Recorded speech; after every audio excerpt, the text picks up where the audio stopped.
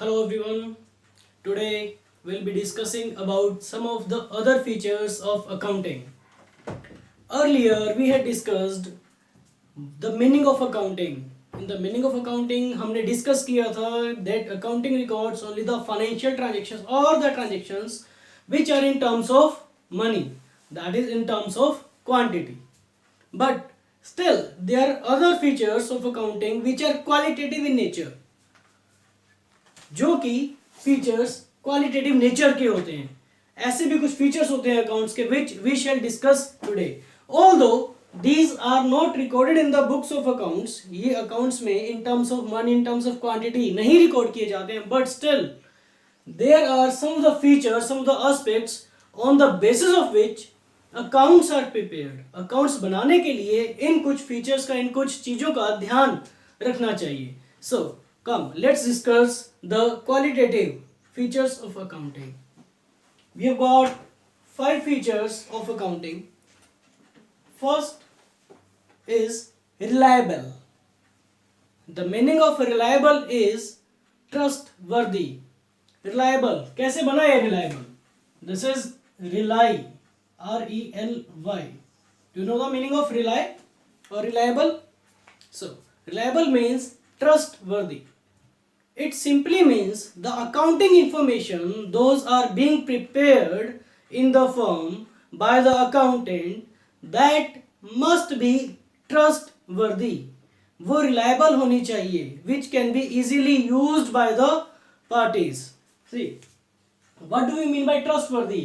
अब एक particular चीज trustworthy, reliable है नहीं है, ये कैसे जज कर सकते हैं? वो तभी जब जज कर सकते हैं इन केस अगर हम उस चीज को क्रॉस वेरीफाई कर सकें.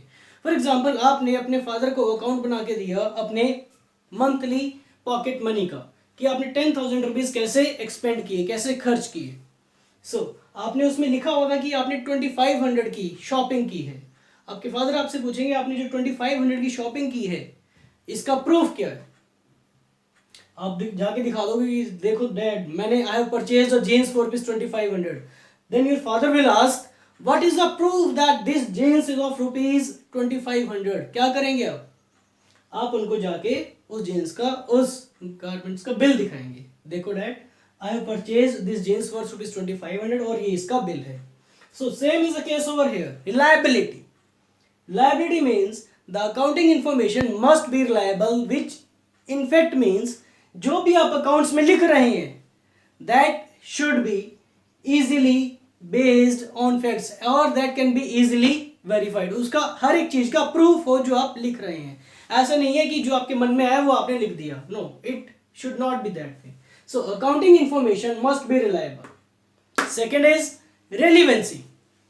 So relevancy, by relevancy we mean the accounting information which are being prepared by the firm, by the accountant, that should match with the objective of the firm.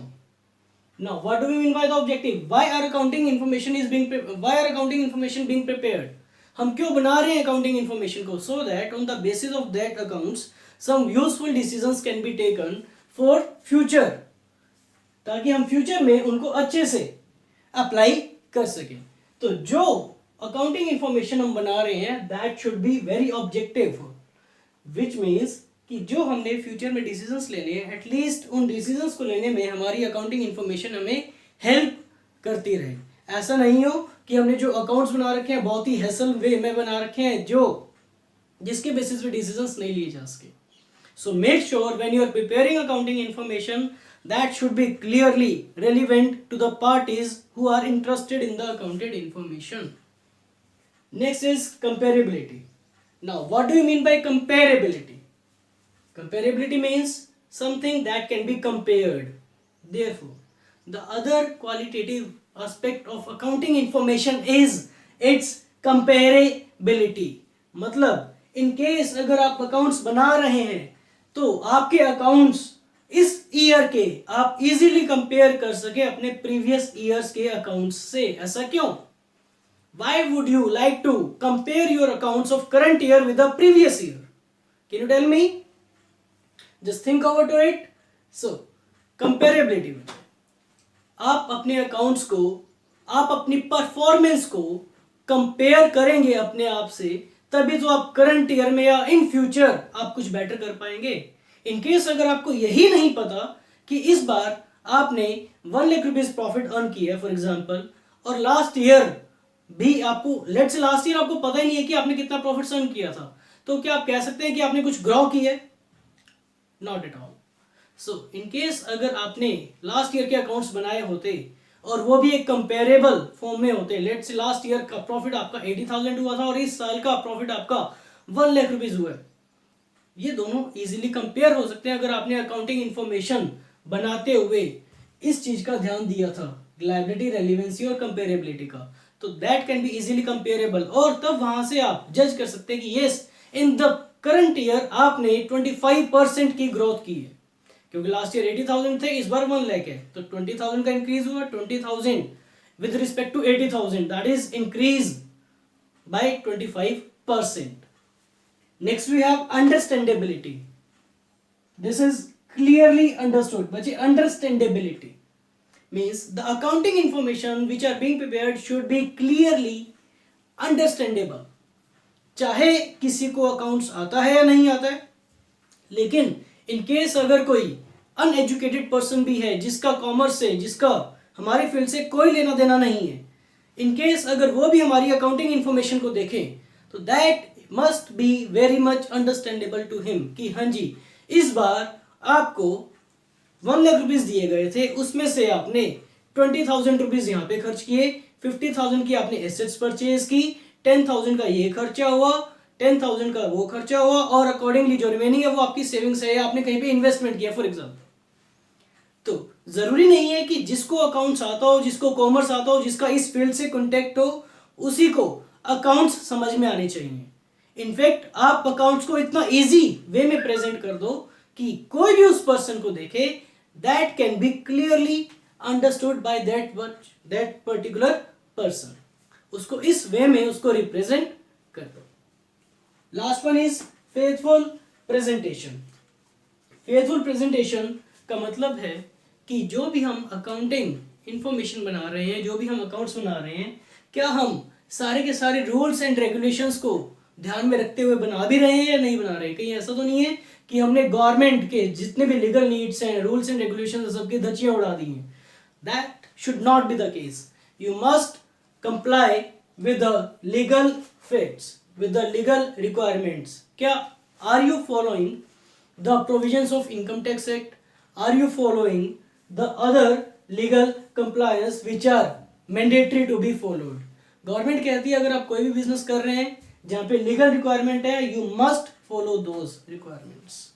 इसके लिए हम फ्यूचर में करेंगे, आगे आने वाली क्लासेस में, कुछ पर्टिकुलर रूल्स है जिनको हम अकाउंट्स में इंडियन अकाउंटिंग स्टैंडर्ड्स कह देते हैं, अकाउंटिंग स्टैंडर्ड्स। ओके, सो आज का जो टॉपिक हमने किया, let's revise it briefly. We have done the qualitative aspects of accounting. What do we mean by qualitative aspects of accounting? By this we mean कि accounts में हम नो डाउट क्वालिटी को record नहीं करते हैं, लेकिन कुछ क्वालिटेटिव चीजों का ध्यान रखना पड़ता है अकाउंट्स को बनाने के लिए। और वो कौन कौन सी क्वालिटेटिव एस्पेक्ट्स हैं? Those are reliability. जो आप अकाउंट्स बना रहे हैं, those should be reliable, trustworthy होने चाहिए, that should be clearly verifiable, relevant होनी चाहिए। कहीं ऐसा नहीं है कि आपने इसमें बेवजह की ऐसी इंफॉर्मेशन डाल दी जो इसके लिए रेलिवेंट ही नहीं है। लेट्स से हम कोई बिजनेस कर रहे हैं, हमारा बिजनेस है एसी का, उन अकाउंट्स में आपने अपने बिजनेस के अकाउंट्स में अपने कोई घर की इंफॉर्मेशन डाल दी कि आपने घर पे एक फर्नीचर परचेज किया। आप खुद ही बताएं, क्या आपने जो घर पे फर्नीचर परचेज किया घर के ही पैसों से, उसमें से शॉप के पैसे नहीं लिए गए, शोरूम के पैसे नहीं लिए गए, आपने अपने घर पे एक फर्नीचर परचेज किया, उसमें घर के ही पैसे लगे, तो क्या वो इंफॉर्मेशन आपके बिजनेस के लिए रेलिवेंट है? Not at all. तो ऐसी इररेलिवेंट इंफॉर्मेशन आप अपने बिजनेस में, बिजनेस के अकाउंट्स में नहीं पुट ऑन कर सकते। Third one is comparability. Your accounts should be easily comparable so that you yourself can compare your current position with the previous position in order to take future decisions. Understandability होनी चाहिए, easily understood होनी चाहिए, और faithful presentation कि आप legal needs को पूरा कर रहे हैं या नहीं कर रहे। Okay, so that's it for today.